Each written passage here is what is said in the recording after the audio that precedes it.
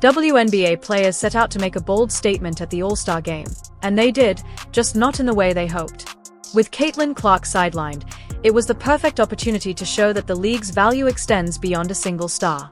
But from awkward pre-game interviews to questionable on-court antics, the event quickly unraveled into a full-blown PR misfire. Keep your issues to yourself. You went from a Motel 6 in a sketchy part of town to a Four Seasons in the shopping district. Stop talking. Then came the Kelsey Plum moment, and it set the tone for what would become a chaotic weekend.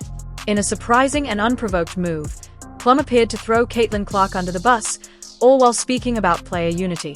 You couldn't script it worse. Let's unpack how this string of missteps turned into a PR mess, and why, in the end, it only validated everything Caitlin Clark supporters have been saying. Last year's All-Star Game in 2024 brought in a record-breaking 3.44 million viewers, thanks largely to the excitement around Caitlin Clark's debut. It was a cultural moment, with all eyes on her. This year, the setup was even bigger. Clark named a team captain, the event hosted in Indianapolis, her home court, her fan base. The stage was set to surpass last year's success. With sold-out crowds, viral clips from her three-point contest, and a full weekend celebrating the league's growth, the momentum was undeniable. It was also a key moment off the court. With the CBA negotiations stalling and critical meetings taking place during All-Star Weekend, players had a unique chance to make their case. We are the product. It's time to pay up. But then it all unraveled. Caitlin Clark went down with a right groin injury in the final minute of a July 15th matchup against the Connecticut Sun. She withdrew from both the three-point contest and the All-Star Game itself. The fallout was immediate and brutal. The get-in price for the WNBA All-Star Game in Indianapolis has dropped 48%. From $121 all the way down to just $64 after news broke that Caitlin Clark won't be playing. If ticket prices dropped by 48% overnight, it means fans were more willing to take a financial loss than attend a game without Caitlin Clark. That speaks volumes. And it's not just the All-Star Game. Even the Fever vs. Liberty matchup, one of the WNBA's most anticipated showdowns, saw prices plummet. I was planning to fly to New York for that game and couldn't find nosebleeds for under $120. Now, tickets are going for as low as $59. This marks the third time this season alone that Caitlin Clark's direct and overwhelming impact on the league has been undeniable. I can't imagine, folks, you know how many NBA players can get injured? And the prices would never drop to this low. LeBron James can be injured, Steph Curry could be injured, Kevin Durant could be in, and the prices still will not drop to be this low. $75? Folks, I'm sure there's some high school football teams down in Texas that charge you at least $75 to get to a home game. No athlete in any sport today moves the needle on attendance, viewership, and revenue like Caitlin Clark. And that's precisely what makes this such a harsh reality check for the players currently demanding higher pay. With Caitlin sidelined, the spotlight shifted entirely to them. This was their chance to prove the WNBA isn't a one-player league, that the collective talent could still draw crowds, energize fans, and demonstrate that the league's value doesn't hinge on just one name. It was the perfect opportunity to strengthen their case in the ongoing CBA negotiations, to show they are worth every dollar they are asking for. But instead, it all unraveled. And not just when the game tipped off. The problem started long before that. Let's be clear, All-Star games are for the fans, especially the new ones. The ones just discovering the league, buying jerseys, sharing clips, and filling arenas. They are the reason player salaries are rising. They are the reason the CBA fight even exists. But instead of embracing that moment, we got this. Yes, I think, our sports culture, I think so many fans, feel they have the freedom to say whatever they want to us, and unfortunately, there's a lot of nasty things that come with it. At the end of the day, we're here doing our jobs, and they don't have people coming to their jobs saying these nasty things. So, we definitely have to protect the players better. It's unfortunate that it's come to this point, but I know we're going to continue to speak up about it, and we're just trying to play basketball. Alyssa Thomas, an all-star, essentially complained that fans were being mean.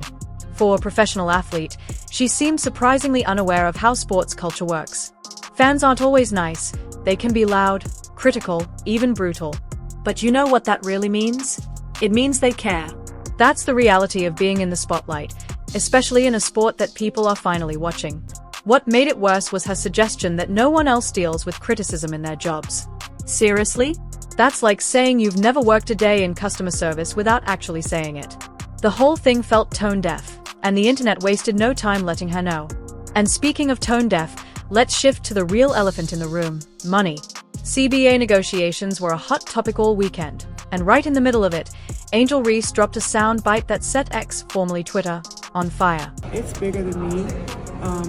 No player is less important than me or more important than me. We are all here to fight for the same thing and what we deserve. It's basketball and Wnba is all I know. And this is the league I love so much. And we're not going to stop until we get exactly what we want. And yesterday's meeting really woke me up to the eyes of we aren't getting what we deserve. Angel Reese didn't hold back. On the biggest weekend of the WNBA calendar, with cameras rolling and headlines waiting, she floated the idea of a strike. And the reaction? Immediate and intense. Thousands of comments flooded in, pointing out the obvious. The league has never turned a profit, and before Caitlin Clark, it struggled to break into the mainstream. Now, fans are daring Angel to find out what her true market value looks like without Caitlin in the picture. Sure, she was answering a question, but let's be real, that's a massive statement. The optics of threatening a work stoppage during what's supposed to be the league's most marketable weekend? Not great. And she wasn't alone. Before taking her own swipe at Caitlin, yes, that clip's coming up, Kelsey Plum also made it clear, All-Star Weekend wasn't just about celebration. It was a platform, a stage, a moment for players to send a message about what they believe they are worth. Keep your issues to yourself. You went from a Motel 6 in a sketchy part of town to a 4 seasons in the shopping district. Stop talking. To be fair, Kelsey Plum actually made a valid point. She said this weekend was about winning hearts, minds, and wallets. But here's the catch: if you want people to buy in, you have to offer a product worth paying for. And that's where the next disaster hit: the game itself.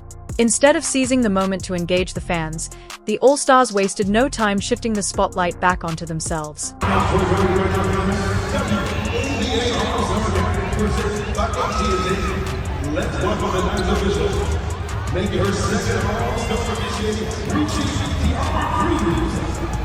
They stepped onto the court in matching shirts that read, "Pay us what you owe us," a not-so-subtle jab at ownership and a clear shot at the stalled CBA negotiations. But instead of landing with impact, the message fell flat, like a lead balloon.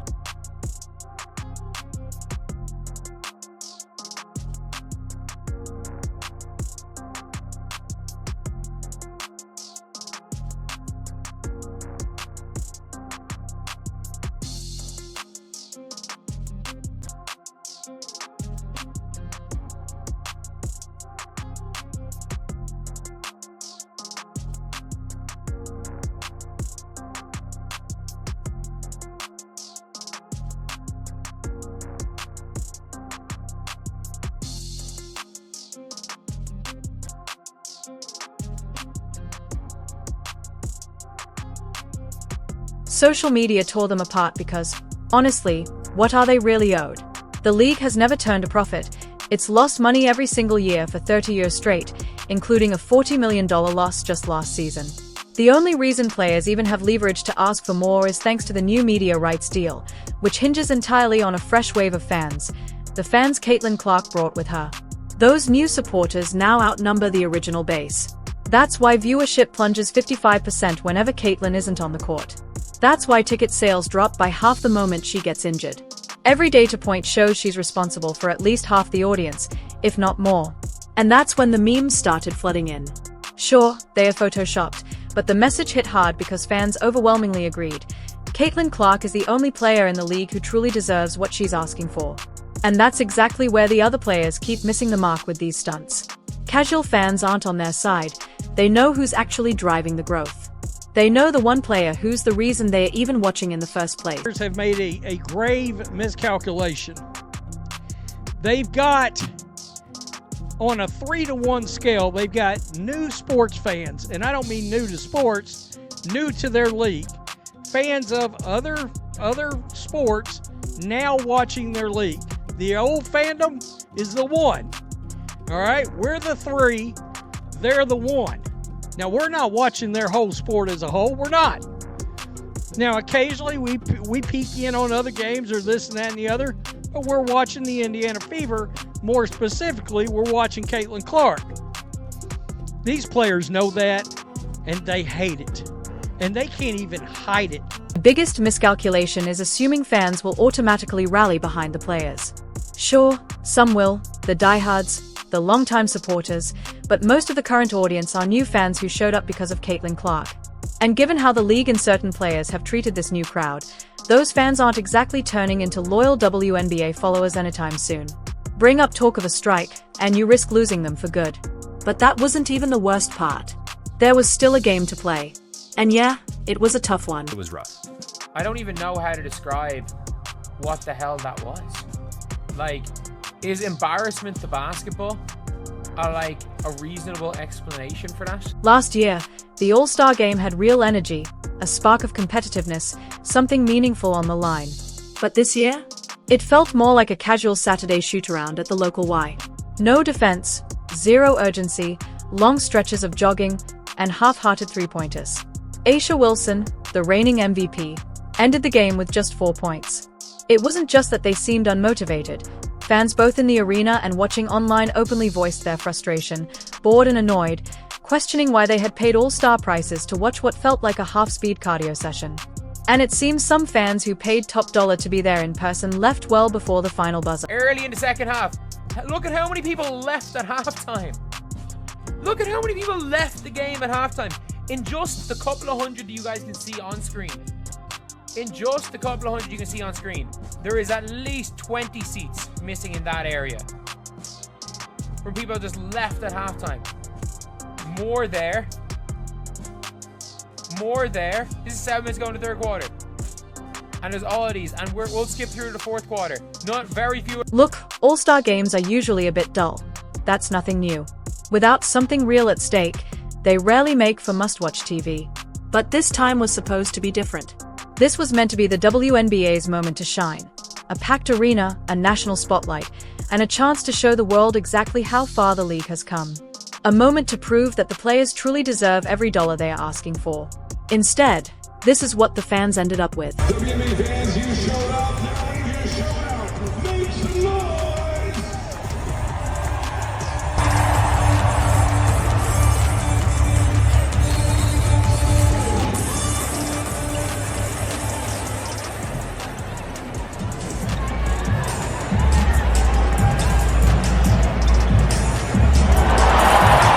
If that's the showcase of talent and skill you're putting forward, the very product you're banking on to negotiate a bigger payday, then good luck with that. Now, look back at last year. Kelsey Plum was full court pressing Caitlin Clark. The energy was electric, the effort undeniable, and fans genuinely felt like they were witnessing something that mattered. Totally get the players feeling like, look, we don't want to go out there and risk our body and expend all of this energy. Obviously, we want to put on a good show and we want to do something that the fans enjoy, but we're kind of stretched a little thin here. But then on the same side, I think that there might have been an opportunity here if the players went out there, played hard, had a great product, got those ratings up, had the building electric for the entire 4 quarters. Like, there's an example there for the people that you're coming to the table to negotiate with, to show like, hey, look at what we can do. Look at the stars in our league. Look at the fans who show up for us. This is why we deserve to be paid more. This is another reason we deserve to be paid more. This year, they blamed the format, saying they had to conserve energy with games coming up. Sure, but that didn't stop them from going live on Instagram the night before, drinking, joking around, and even calling themselves Team Hangover in the post-game huddle. Whatever the reason, fatigue, ego, or poor planning, the outcome was the same. A game that was hard to watch and a huge opportunity wasted. Because at the end of the day, it's not just the fans they need to impress. It's the owners, and they were watching. Kelsey Plum decided to give some backstory about these shirts, and she took a shot at Caitlin Clark. But we weren't done yet. Because after the game, after all the CBA drama, after the t-shirt stunt, and following one of the most underwhelming All-Star games in history, one final soundbite dropped. And it lit a fuse. That was a very powerful moment. We didn't, at least as players, we didn't know that was going to happen. So I think it was kind of like a genuine surprise, but the t-shirt, just united front was determined this morning that we had a meeting for, and not to tattletale, but 0 members of Team Clark were very present for that. But no, we were just we had a very that really needed to be. Kelsey Plum stepped up to share some backstory on those shirts, and she didn't hold back, taking a clear shot at Caitlin Clark. These WNBA players, they get more unlikable every day. And the blatant jealousy, the blatant hatred towards Caitlin Clark is, it's obvious. They don't even try to hide it. At the post-game press conference, Kelsey Plum took the mic and threw a jab at Caitlin Clark's team, suggesting they didn't show up for the meeting about the warm-up t-shirts. So the t-shirts don't bother me. But why do you take a shot at the Golden Goose, Caitlin Clark? You guys were flying before she arrived on one of those airlines that made you pay for a cup of water. One of those airlines that is the planes are the color of a highlighter. Now you're flying private. She tried to laugh it off, pretending it was just a joke. But let's be honest, the timing, the tone, and the target made it clear the shot was deliberate. The message was obvious. She was calling out Caitlin's team for not fully backing the pay us message, even though Caitlin herself did wear the shirt. It felt awkward and totally unnecessary. Even Sabrina, sitting right beside her, gave a look that said, "Did you really just say that?" Because Sabrina knows exactly how this plays out, how it's going to be clipped and shared, and how it's going to hit the millions of fans who tuned in for Caitlin Clark, only to walk away with one more reason to feel unwelcome. So the t-shirts don't bother me. But why do you take a shot at the Golden Goose, Caitlin Clark? You guys were flying before she arrived on one of those airlines that made you pay for a cup of water. Once again, taking shots, even if just a little, at the one player fans truly come to see. It's not just tone deaf. It's bad business. All the league has to do, literally all it needs, is embrace Caitlin Clark and the fans she brought with her. Stop encouraging cheap shots on the court. Stop pushing away your new audience. And for once, just read the room. Because here's the truth. Most people don't think you deserve a big raise just yet. Not when half the current fan base didn't even care before Caitlin showed up, and the league has never turned a profit, losing $40 million just last year. You were handed a once-in-a-lifetime gift in Caitlin Clark. Instead of building around her, the league and some players keep treating her like a threat. All you had to do was ride the wave, improve the product, and win people over. Now, with Caitlin out again, the players who spent All-Star Weekend puffing their chests and preaching leverage are probably about to get served a giant helping of humble pie. If you're still here, drop a goat in the comments, because that's exactly what you are for sticking around till the end. Thanks for watching. See you next time.